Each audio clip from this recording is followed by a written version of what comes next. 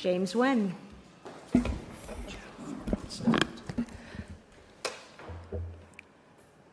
Good evening, Mayor Meister and members of the City Council. In the midst of our local pride concerns, the greater trans community experienced national support from President Obama, U.S. Attorney General Loretta Lynch, and the Department of Education in an unprecedented manner.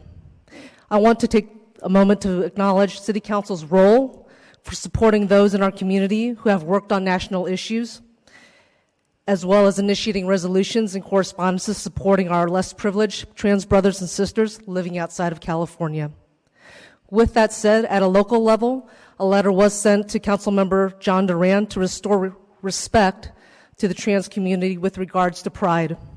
I want to thank you for receiving my correspondence in the spirit that it was intended, and having taken action to delve further into the pride matter with further council guidance. Our community understandably values voice, and without knowing what tomorrow's meeting may bring, I am advocating for community safety to express voice at Pride. What this has meant to me is to rethink the existing binary views of current thinking of Pride.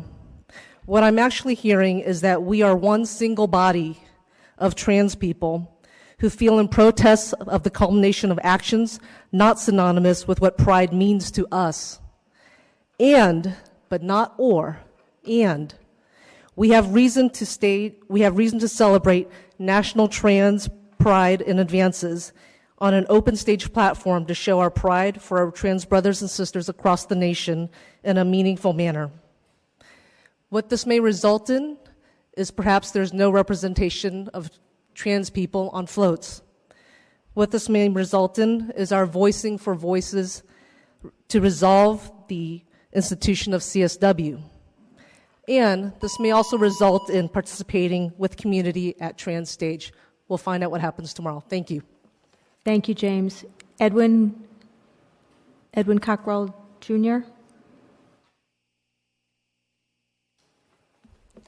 Good evening, Mayor, council members. My name is Ed Cockrell. I am a community activist. I'm an openly HIV positive gay male who is in recovery of alcohol and crystal meth. I have been clean and sober for 14 months. I have been HIV positive since September 2011, and my pronouns are he and him.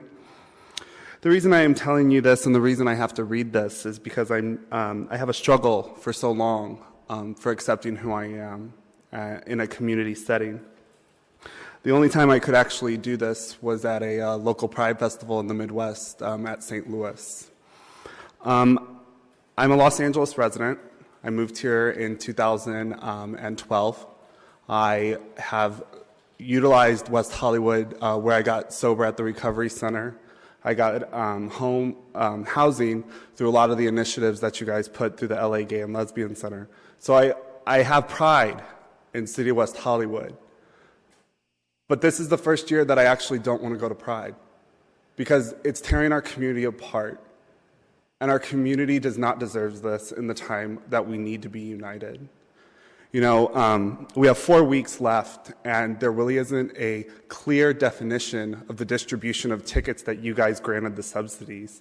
And we've been asking questions to Christopher Street West, and while they did acknowledge our conversation, they have not acknowledged the correct distribution plan. So I just urge that the city follow where you put the money at and ask them to get this distribution plan communicated. Thank you. Thank you, Edwin.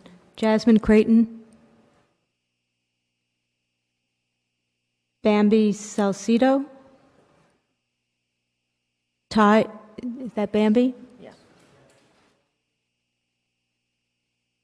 Buenas noches, concejales. Good evening, and thank you so much for having me today.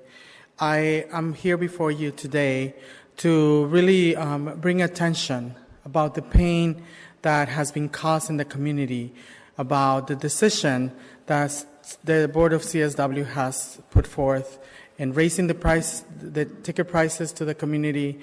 I know that some people have come before me at an earlier time and said that, Pride was about benefiting the community.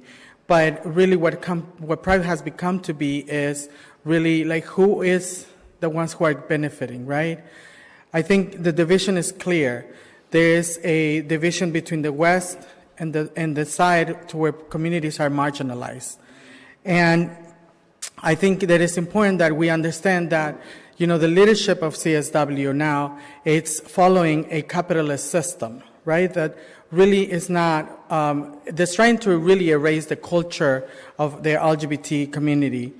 It's important that, we consider Pride to be a donation-based. I know that the city invests a lot of money in giving to CSW, but it's important that this festival is accessible for people who do not have the means and the ability to attend this festival. I think it's important that we understand, everybody, that we understand that we are for social justice, and obviously the decision that has been taken forth is not a social justice model. Thank you. Thank you, Bambi. Ty Sinanan. Kathy Blavis. Dan Marin. I promise this is my last time. Dan Morin, City of West Hollywood. That's okay. Believe me, it happens all the time. Having stayed here for this long for the discussion, I see a definitive generational divide of the people who were the pioneers who allow the millennials to enjoy the fruits of our labor, so to speak. I don't know whether the twain shall meet or not, but it concerns me that the millennials and others don't know probably who Morris Kite is, let alone Harry Hay. Their knowledge of the genesis of the gay pride movement is negligible, and the saddest thing, I think, is I don't know if they really care. I know that Morris Kite was very upset when the Gay and Lesbian Community Services Center, when it was on Highland and moved up to Hollywood, and the name was changed and rebranded. Well, that remained what it is till today. And I think in 70 years, there will be another discussion among the millennials when they feel that their millennial generation is marginalizing them in some way. I mercifully won't be here to see that. But even seeing this discord within the community is very upsetting. And I did go to the CSW meeting last week in the bowels of the PDC, and Mr. Klassen originally declined to answer any questions until he was reminded that he had to. Thank you. Thank you, Dan. Francesca Jacobs, followed by Larry Block.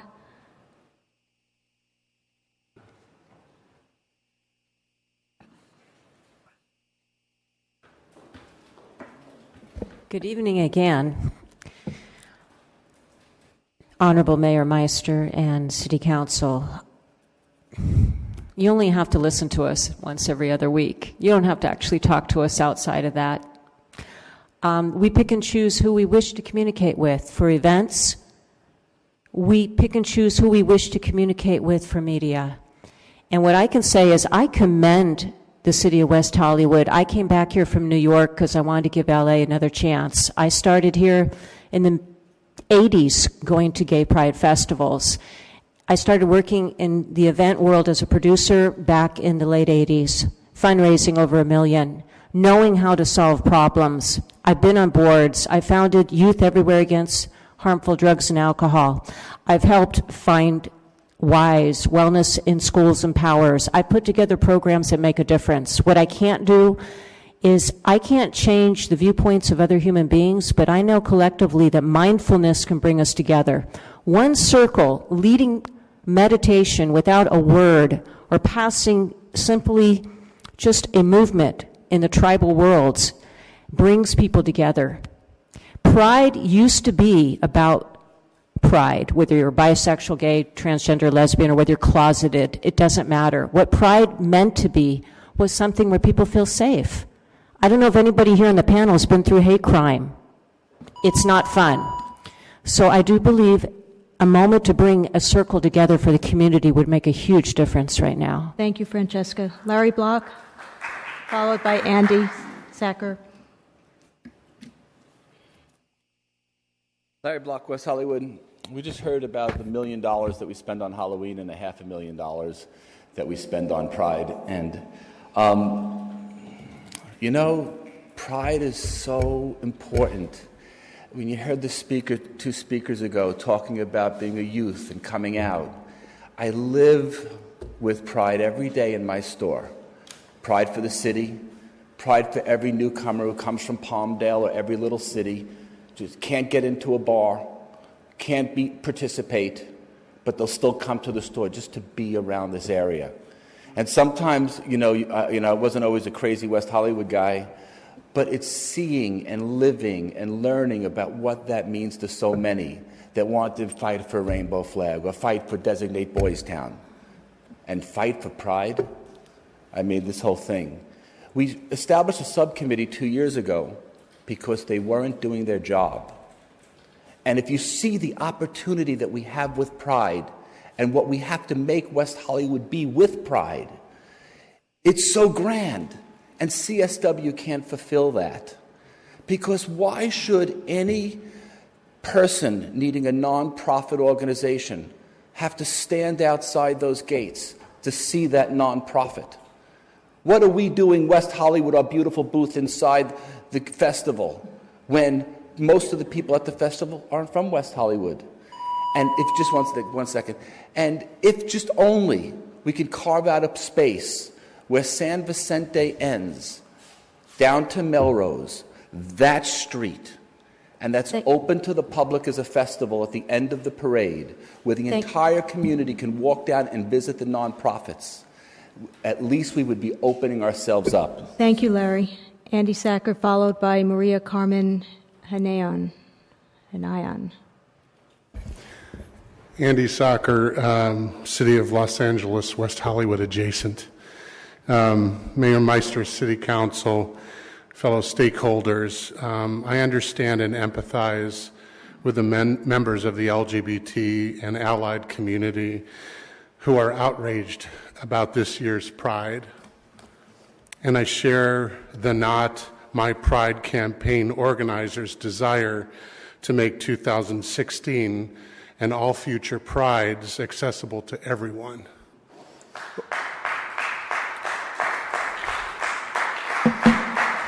Over a year ago, I was asked to join CSW's board of directors to bring my passion and knowledge of LGBTQ heritage and culture to the parade and festival. I was both honored and thrilled to serve our community and was given a seat at this 47-year-old nonprofit's table.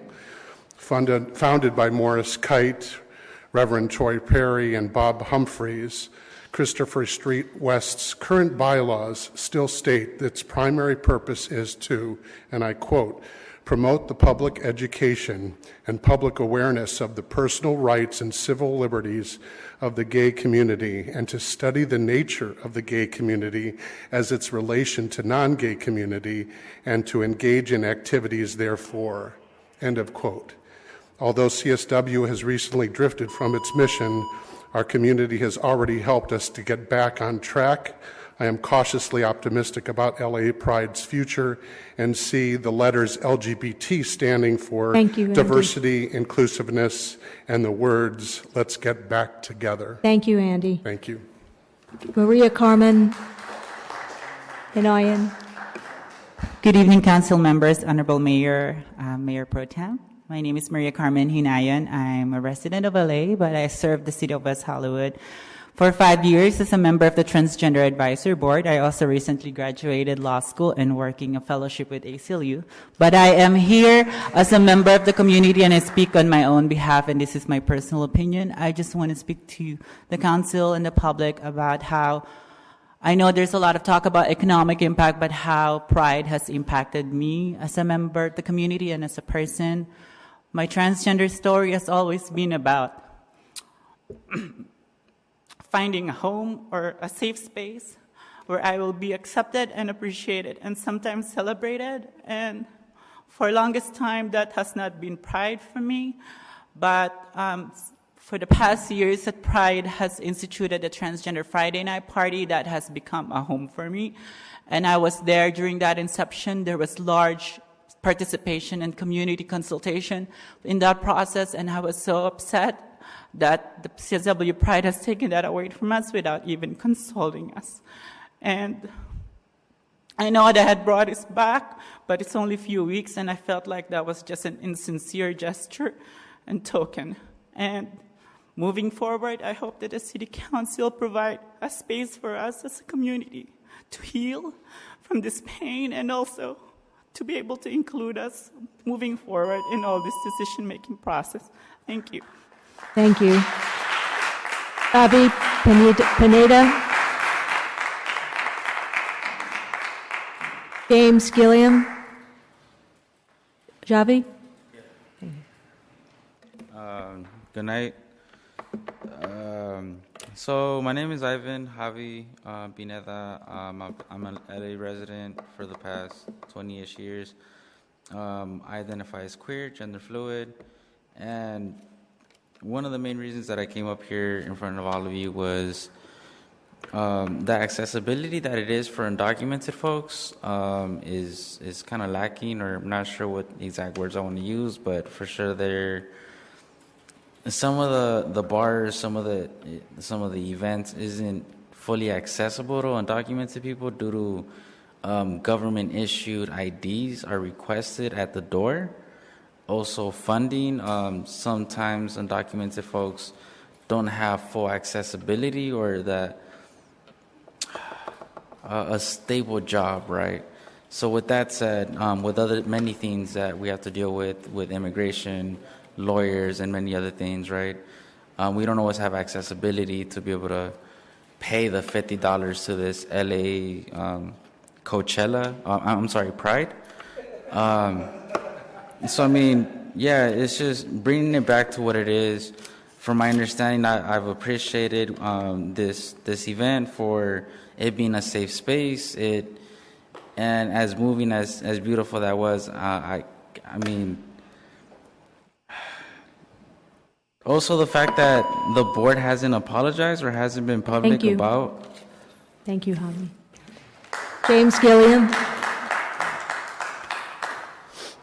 Hi, I'm James Gilliam. I'm the Deputy Executive Director at the ACLU of Southern California. You probably better know me as Zoe Luna's lawyer, last year's Grand Marshal for LA Pride. Zoe's not coming this year, just so folks know. It was with a heavy heart that the ACLU of Southern California voted to join the Not Our Pride boycott, and certainly for me personally, I was responsible for Pride in Nashville, Tennessee for 7 years in the 90s, so I know what it's like to put together an event. Lots of the speakers tonight said that we don't know what we're talking about, we don't know all the moving parts. I know the moving parts, especially in a city that's not as supportive of a Pride event as WeHo was. I can promise you Nashville was not this giving.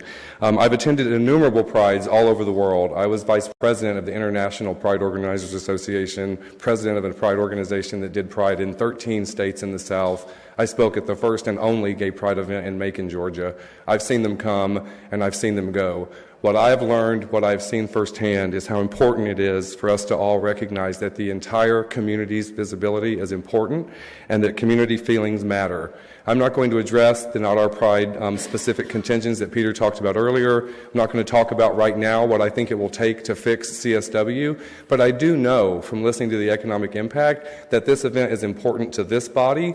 And the thing I'm hearing more than anything from the community is there are a number of folks who want to serve on this board who can't seem to get in. I don't know what that process is, and I can promise you I've got a full-time job. I don't have time to run Pride, but there are people who do want to join, and I wonder if you can look into the process for getting on that board and making sure that it's an open process that's representative of the people that want to do that. Thank you, James.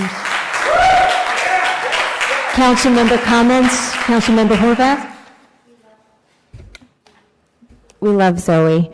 I just wanted to mention that our public safety staff was also at Contract Cities this weekend, including our captain, and I want to thank you for participating and representing our community as well. I failed to acknowledge you earlier, and I want you to know you're appreciated. Thank you.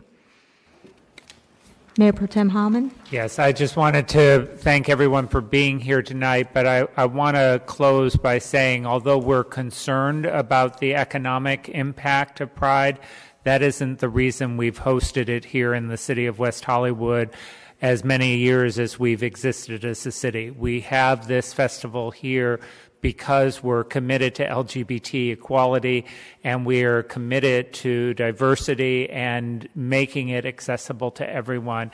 And I know that there have been problems this year, and I hope that the community can come together and heal, and we can make the festival even better and the parade even better. But I don't want people leaving thinking that the primary reason we do this here in the city of West Hollywood is a financial one. It is because of the values that Pride reflects, and those values are the values of the city. So thank you.